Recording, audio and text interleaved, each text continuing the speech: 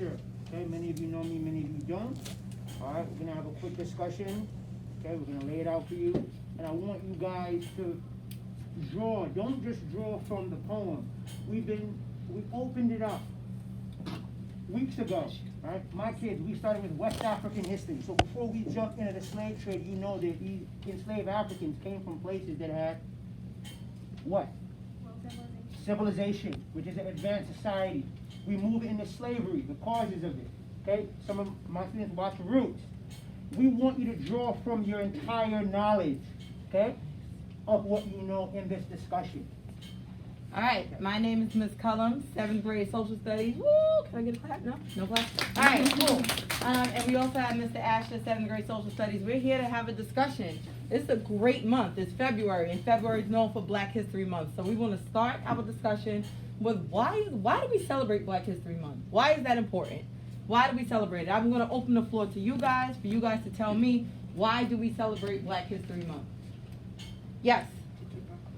To keep our culture. You guys can just keep jumping in. Why do we celebrate Black History Month? Hannah. Because who will be there to tell the future generations about our history? Okay, I like it. So why are we making it so known nationally for us to celebrate Black History Month? Randy. We're celebrating Black people came from and their roots. Yes, we're celebrating these achievements. Oh, go ahead, go ahead. We're celebrating Black History Month to acknowledge how Black people went from nothing and struggle and treated like trash to Okay. acknowledge inequality. I like it. Although, let's change that misconception that Black people come from nothing. We came from a lot of greatness. We studied the African kingdoms, full of greatness. But all of your answers are amazing. There's to Black History Month to shed light on these accomplishments, all of these achievements that have been accomplished over generations, years and years and years, and we don't want that erased. I don't know if any of you guys know, but in the United States, there are so many states that are trying to eradicate Black history. Take the culture, not take the culture, but take away everything that, all of these achievements. They don't want to teach race and racism, you know, the whole critical race theory. But doing that, it erases everything that we have come from. It erases our culture that we want to shed light on. It erases these achievements, which is why I want to introduce this poem by Maya Angelou, Still I Rise. Mr. Ashley, do you want to jump in? All right, so another learning point that we are going to discuss, this whole idea of identity. Everybody say it with me. Identity. Identity! Thank you. That was in a perfect form. Okay? So the aim, how does the past inform the identity of Africans in the diaspora? Okay? Now, Africans, or diaspora, who knows what that word means? African diaspora. African diaspora, like, it's like their bloodline, like their past.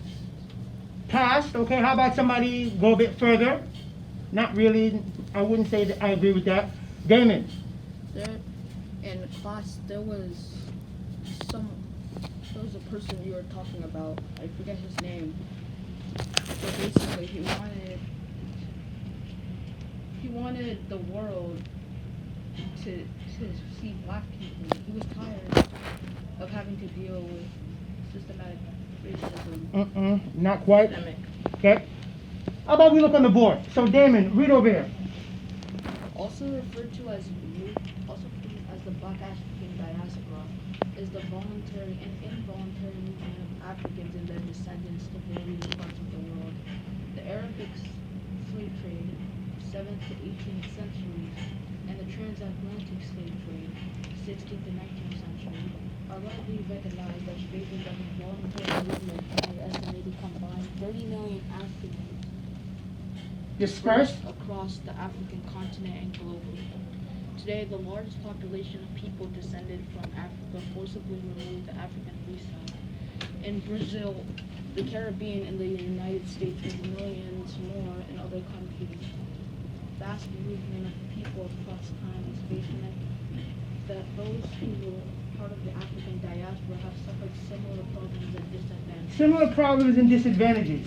So we want to remember what happened in the past, but keep in mind with this discussion, how does the past inform our identity today?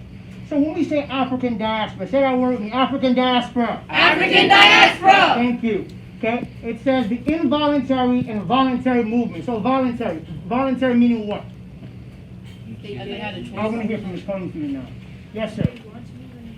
Say what? They had a choice. Involuntary is what? So slavery would be? Thank you. All right, excellent. Oh, nice. So I want to introduce this poem, Still I Rise by Maya Angelou. I do have a few copies for Mr. Ashley students that do not have it.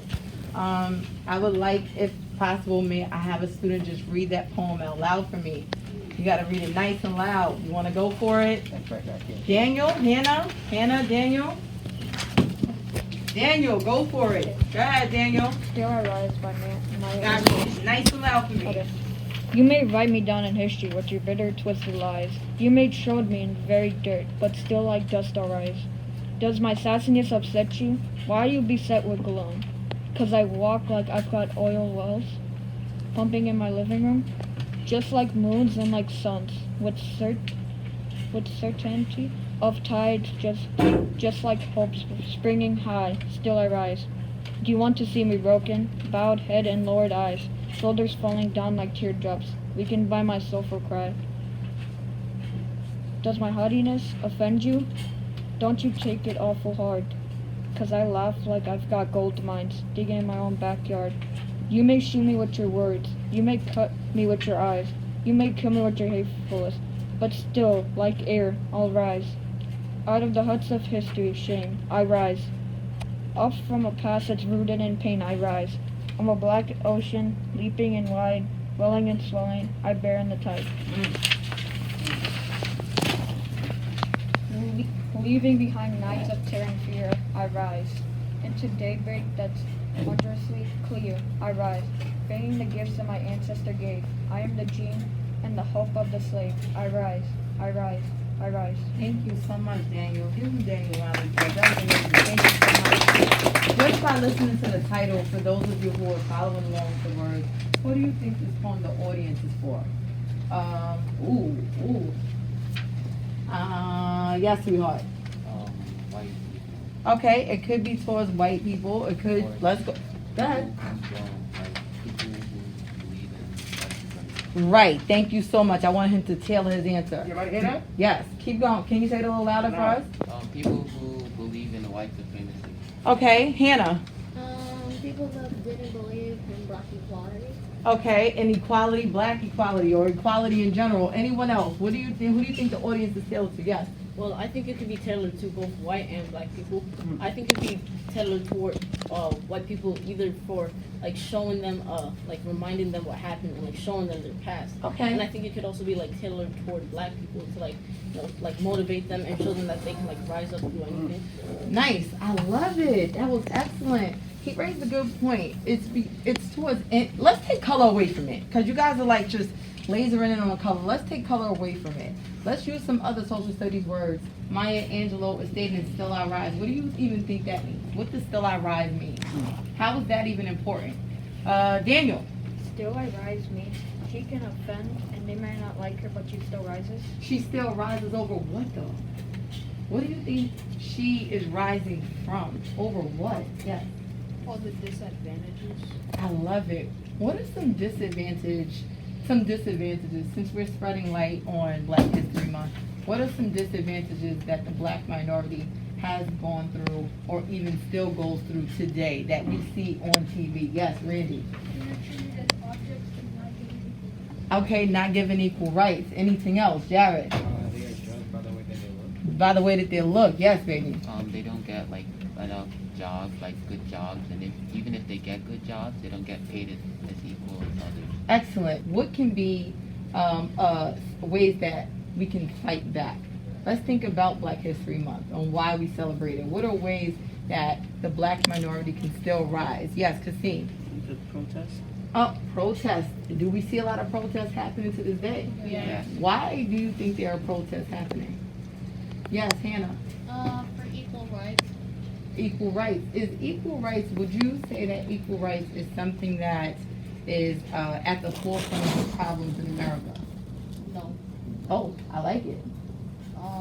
I think America has a lot of problems, but I still think that inequality is one of them. Inequality is definitely one of them. What are ways that we can fix the inequalities in America? I want everybody to just think for a second. Let's bring some positive feedback to this. What are ways that we can fix the inequalities here in America? That fixing it would be extremely hard due to the fact that for years, like in the past 4 years, children, white children, and people were showed that anyone like of a different color was under them, and even to this day, white supremacists teach their children at birth that like white is at the top. Okay. That's what they teach them, and it's kind of hard for someone who's grown up being taught the same thing for over and over to change that. Okay. What are ways do you think that we can attack this issue? How can we attack this issue? The best people to learn from are young people such as yourself. You teach us, we teach you. It's a lifelong learning experience. What are ways that we can combat these inequalities? Think of some ways that we can fix these issues that we are at the forefront of America's problems. How can we fix it? If you had to suggest or come up with a list of at least 3 things that we can do to fix the inequalities here in America, the injustices that you guys see on media, your social media, on the radio, within your music, what are the best ways that we can possibly fix this issue? Hannah? Give black people equal pay as well. Okay. Who else? There's a whole bunch of different ways we can attack this. And even if we're not even just going on the basis of color, there are different ways that we can attack the inequalities. Yes. I would say like treat them with more respect, like treat them like how you would want to get treated basically. Okay. Yes, sweetheart. Basically, learning from each other. I love it. How is learning from one another a way to fix a problem? How can that be a solution? Learning from one another. This side, Daniel. Oh wait, Imani, your hand raised? Mm-hmm. Go ahead, Imani. You could ask people what they're thinking about the problem. You could ask people what they're thinking about the problem, and like you could figure out a different solution. So get a different perspective. I think we can agree that perspective in history and learning and how to develop empathy is important. We have to understand different perspectives in order to fix certain issues. Whether they're personal issues, political issues, whether they're historic issues, we have to be able to step in someone else's shoes to understand the problem in order to fix a problem. Yes, we are. Emily, I thought your hand was raised. Yeah, but he's kind of. Okay, someone, So- Daniel. Oh. So I have a thought to extend on what Ms. Cullen is asking about. What can you do in your community to kind of attack and or alleviate the issues that are happening in your community, right? Because sometimes it starts with home.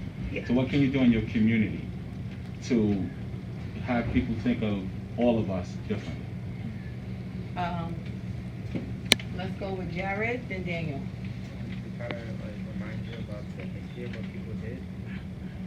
Say it louder. He's bad. They try to remind you of the history of what people of color did. He said, say it one more time, Jared. It's such a great point. I'm gonna come back to that point. They try to remind you of the history of what people of color did. Okay, Daniel. You can try speaking out to encourage people to try to fight back against inequality. Okay, yeah. Try each other's culture. Say it again. Try each other's culture. Try each other's culture. Okay. Please to each future generation what happened to the black people before us. Okay, I love it. Yes.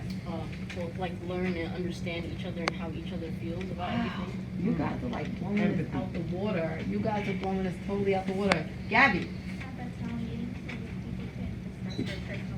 Town meetings, and we know from historical lessons, what's the importance of town meetings? Why do they have these town meetings? Kasim, To discuss issues. to discuss issues, and then when you have these issues, Noah, to figure out how to smooth these issues out. Yes? Giselle had a point. Giselle? To discuss problems that they know when they resolve is most kind of solution to fix a problem, yeah. Excellent, excellent. You guys are doing such an amazing job. Amazing job. You gotta give yourselves a round of applause for this. Yes. A round of applause for this. So one of the ways that Still I Rise, the last question. I think it's really important. How does this poem Still I Rise relate to today's America? How does this poem, Still I Rise, relate to today's America? And I want you guys to think about it in all aspects. How does it relate to today's America? Like what I said before, the disadvantages or hardship, as he's celebrating the fact of all the people who had to suffer because of what that happened and they're getting past it. Okay, I like it. Who else wants to contribute? Yes. Still alive is to like the Black History Month because still alive is telling them like no matter what you do, you're still gonna rise up and get equal rights to everyone. And to this day, now black people and white people are living in peace.